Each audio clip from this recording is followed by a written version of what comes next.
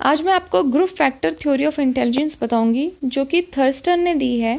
और थर्स्टन यहाँ पर बोलते हैं कि इंसान के अंदर 7 मेंटल एबिलिटीज़ होती हैं, जिसमें से कि एक है वर्बल फैक्टर, एक word fluency factor, spatial factor, numerical, memory, perceptual and reasoning factor.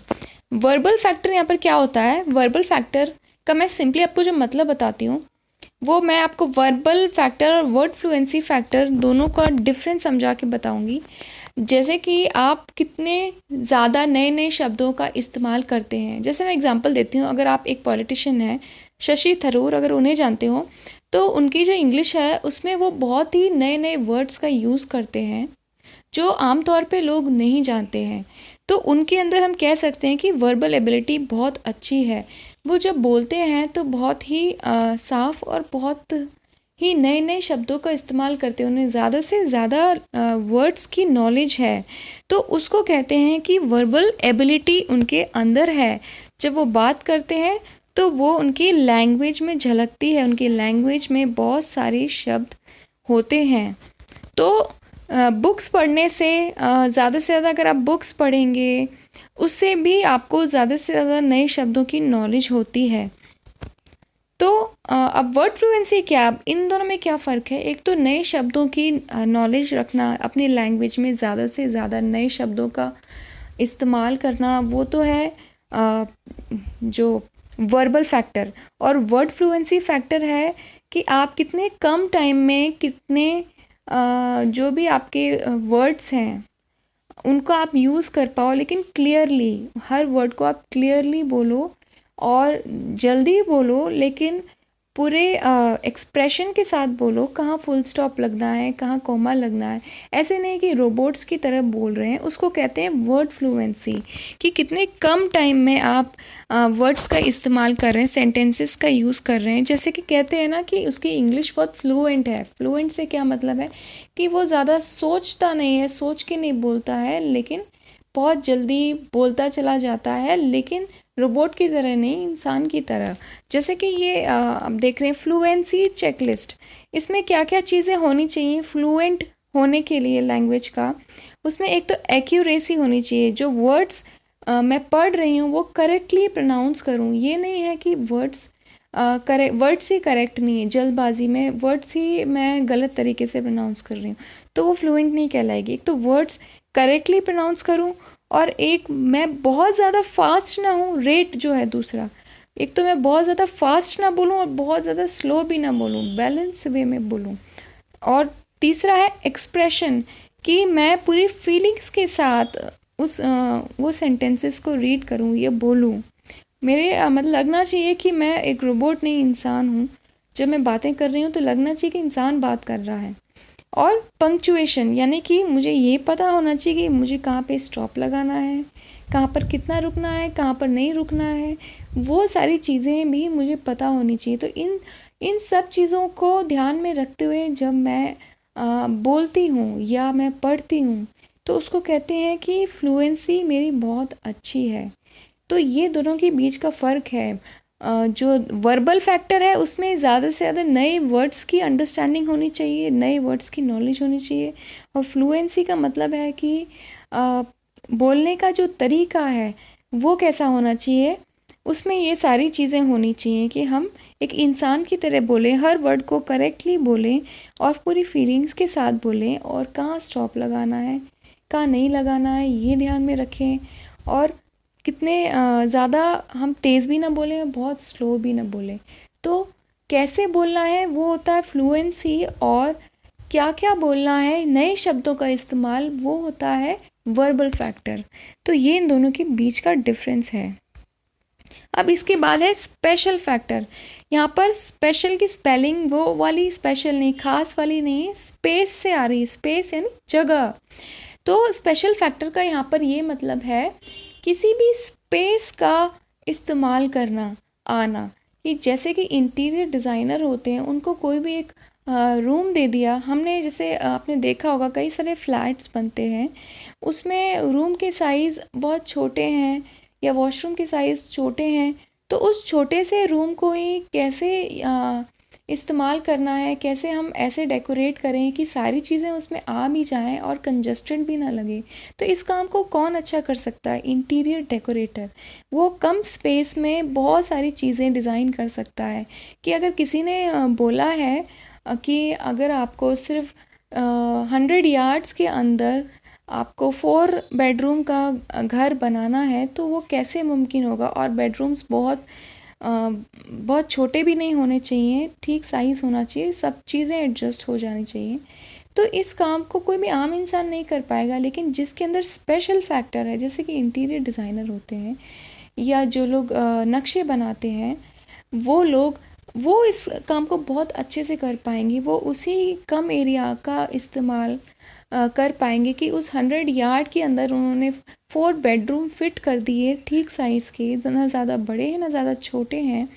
और उन्होंने किचन भी उसमें सेट कर दिया, सब कुछ फिट कर दिया, उसमें वॉशरूम फिट कर दिया, हॉल फिट कर दिया। तो ये सारी चीज़ें उन्होंने उसके अंदर फिट कर दी। लेकिन कोई आम इंसान को बोलेंगे तो वो कहेगा कि नहीं, जगह छोटी है, इसमें नहीं हो पाएगा।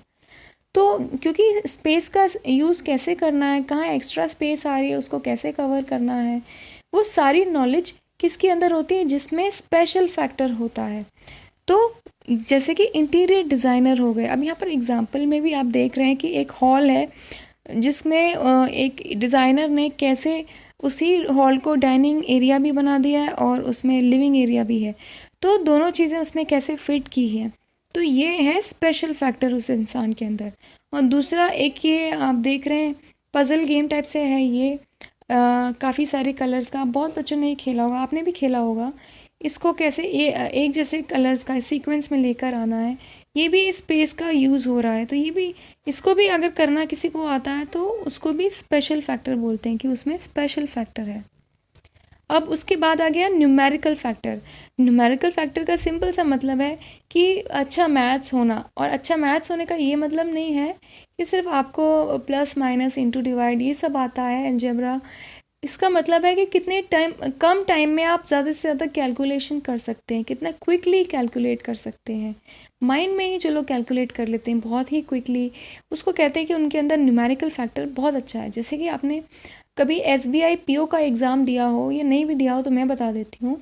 उसमें आपसे बहुत सिंपल से ही क्वेश्चंस पूछे जाते हैं, जो 10th तक के क्वेश्चंस होते हैं।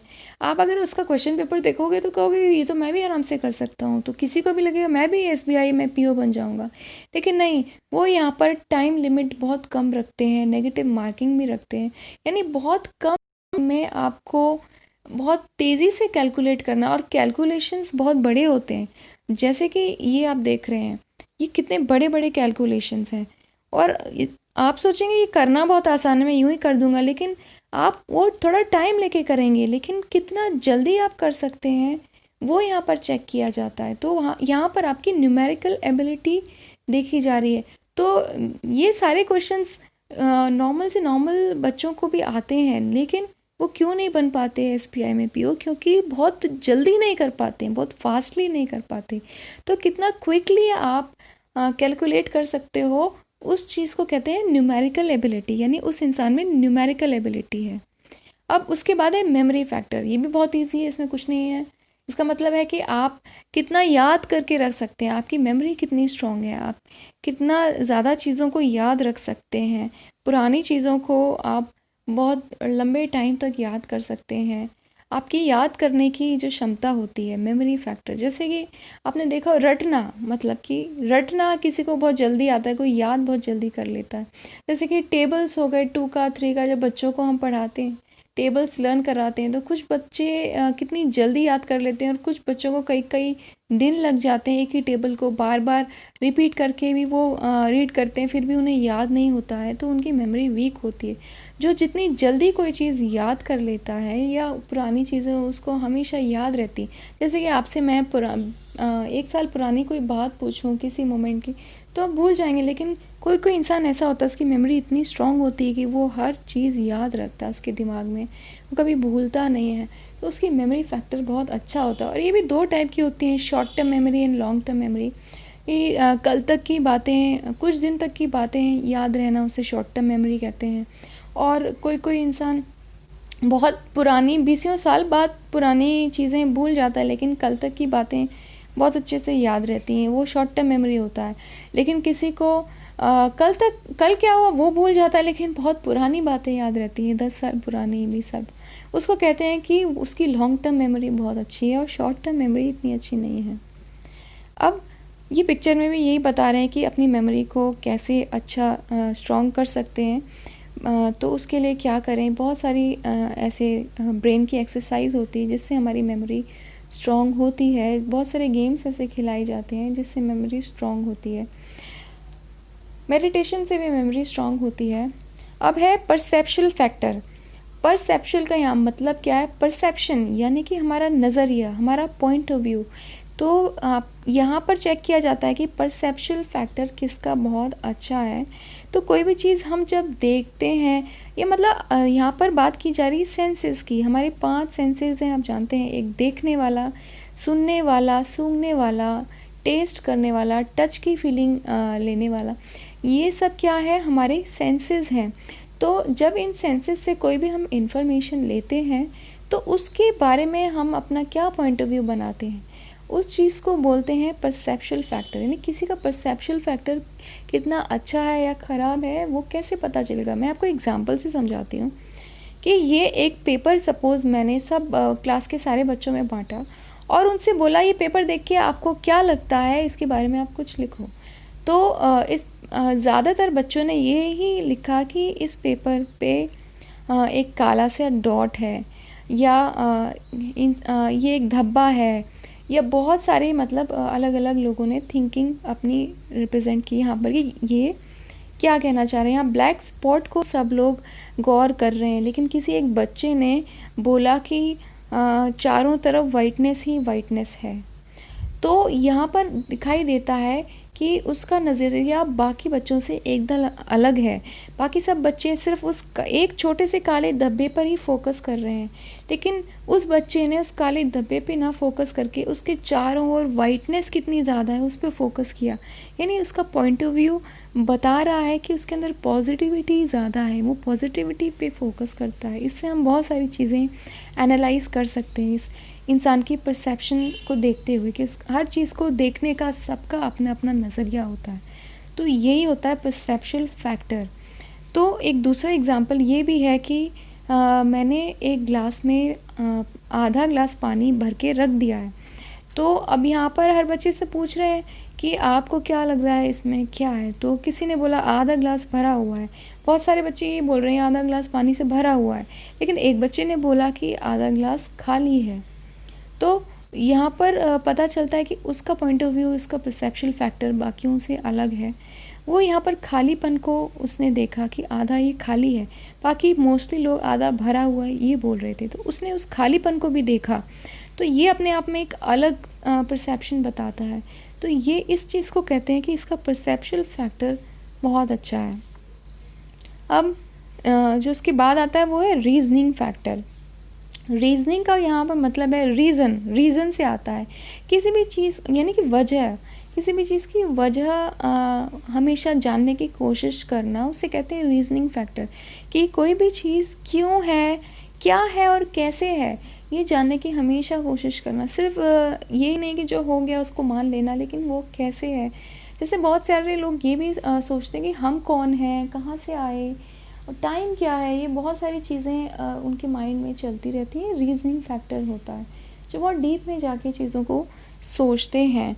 और रीजनिंग के ऊपर क्वेश्चंस भी आते हैं। आपने बहुत सारे कॉम्पिटिटिव एग्ज़ाम्स में ये शायद सुना हो कि रीजनिंग के क्वेश्चंस आते हैं ना, बहुत अजीब से होते हैं। आप सोचेंगे ये क्या है, इससे क्या होगा लाइफ में, लेकिन वो आपकी रीजनिंग पावर को देखते हैं। अब रीजनिंग भी 2 टाइप की होती है, इंडक्टिव रीजनिंग और डिडक्टिव रीजनिंग। तो इन दोनों के बीच का डिफरेंस मैं बहुत ईजी सा एग्जांपल देके आपको बताऊंगी। जैसे कि अगर मैंने आपसे बोला कि सांप और नेवले की लड़ाई में कौन जीतता है, तो आप क्या करेंगे। अगर आपका इंडक्टिव रीजनिंग है आपके अंदर, तो आप सांप और नेवले को आपस में लड़ते हुए देखना चाहेंगे। 1 बार, 2 बार, 3 बार आप देखेंगे। पहली बार देखा नेवला जीत गया, दूसरी बार देखा सांप जीत गया, तीसरी बार देखा फिर नेवला जीत गया, चौथी बार देख ला फिर नेवला जीत गया। तो आपको लगेगा कि ज़्यादातर नेवला ही जीत रहा है। तो तो आपने वहाँ से क्या कंक्लूजन निकाला कि नेवला जीतता है सांप और नेवले की लड़ाई में। तो ये क्या था, ये इंडक्टिव रीजनिंग थी कि कुछ भी चीज़ को टेस्ट करना और फिर कंक्लूजन निकालना, इसको कहते हैं कि इंडक्टिव रीजनिंग। फिर कोई लॉ बनाना, कोई रूल बनाना कि सांप और नेवले की लड़ाई में नेवला पावरफुल होता है, ये रूल बन गया। ठीक है, इन दोनों में नेवला पावरफुल है, तो पहले आपने टेस्ट किया उसके बाद रूल बनाया, ये होता है इंडक्टिव रीजनिंग। और डिडक्टिव जस्ट उसका ऑपोजिट है कि इसमें क्या है कि रूल पहले बना हुआ है उसको बाद में टेस्ट करना, वो होता है डिडक्टिव रीजनिंग। कि पहले आपको ये पता है कि नेवला विनर है दोनों की, सांप और नेवले की लड़ाई में, तो आप उसको टेस्ट कर रहे हैं, उन दोनों को आपस में लड़ा रहे हैं और देख रहे हैं पहली बार, दूसरी बार, तीसरी बार, इस तरीके से। तो आपने देखा ज़्यादातर नेवला जीत रहा है, तो आपने ये मतलब डिडक्ट किया, यानी कि कंक्लूजन निकाला कि ये जो रूल था ये सही है, जो ये रूल बनाया गया था। तो इसको, रूल को, जो बना हुआ रूल है उसको टेस्ट करना, वो डिडक्टिव रीजनिंग है। और एक पहले टेस्ट करना और उसके हिसाब से फिर रूल बनाना, उसको कहते हैं इंडक्टिव रीजनिंग। तो इन दोनों के बीच का आपको डिफरेंस समझ में आया। इस पिक्चर में भी बता रहे हैं ना कैसे ये दोनों लड़ रहे हैं और बाद में नेवला जीत गया। तो पहले ऊपर वाली पिक्चर में लड़ते हुए देखना, टेस्ट करना और फिर बाद में देखना कि अच्छा नेवला जीत गया, इसका मतलब यही विनर रहता है। तो ये क्या हुआ, टेस्ट करके हमने कंक्लूजन निकाला, ये क्या है, इंडक्टिव रीजनिंग है। और अगर हमें पहले से अगर कोई बताता है कि रूल यही है कि नेवला जीतता है, तो बाद में उसको टेस्ट करना, चेक करने के लिए क्या ये रूल सही है कि नहीं, वो है डिडक्टिव रीजनिंग। ये इन दोनों के बीच का डिफरेंस है। और रीजनिंग पे देखिए ना, क्वेश्चंस भी आते हैं। ये अगर आप क्वेश्चन देखोगी तो बहुत अटपटा लगेगा कि deep is written as 60 and hare is written as 72, how is rabbit written in that code. तो ये आपको लगे ये कैसे हो सकता है, तो इसको पूरा देखिए, आंसर एक्सप्लेनेशन में आप देखो कैसे ABCD Z तक लिखा है और हर एक को, A को 1, B को 2, C को 3, इस तरह से पूरा Z तक बनाया गया है, Z को 26। फिर पूरा लगाया गया है कि डीप का क्या मीनिंग, कैसे डीप को 60 बता दिया गया, हेयर को कैसे 72 बता दिया गया, उस तरीके से रैबिट को क्या बन रहा है, रैबिट का 100 बन रहा है, तो उसका राइट आंसर 100 है। तो ये तरीका बड़ा अटपटा लगेगा, ये रीजनिंग होती है। यहाँ पर रीजनिंग फैक्टर कैसा है, ये इसको रीजनिंग कहते हैं कि जिसकी ये अच्छी, उसे रीजनिंग कहते हैं, रीजनिंग फैक्टर बहुत अच्छा है। So thank you so much guys मेरा वीडियो देखने के लिए। अगर आपको वीडियो पसंद आए तो प्लीज़ उसको लाइक एंड सब्सक्राइब ज़रूर करें। Thank you so much guys.